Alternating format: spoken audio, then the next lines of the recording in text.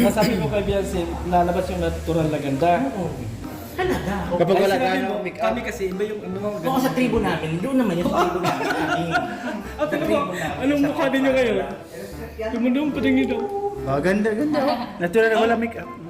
Ganda. Ay, yung isa. Tingnan mo. Maganda po yan. Ay, sa tribo lang nila, hindi pwede dito.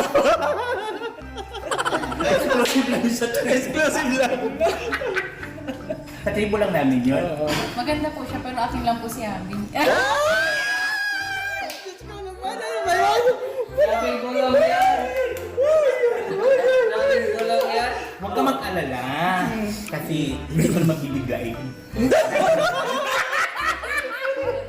Dahan-dahanin ko lang.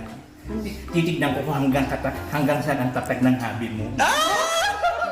Yan, masusubukan na, no? Gagamitan ko ng mga orasyon. Magsisindi ako ng 8 itim na kandila. Ano yung orasyon? Ano yung orasyon? Unog.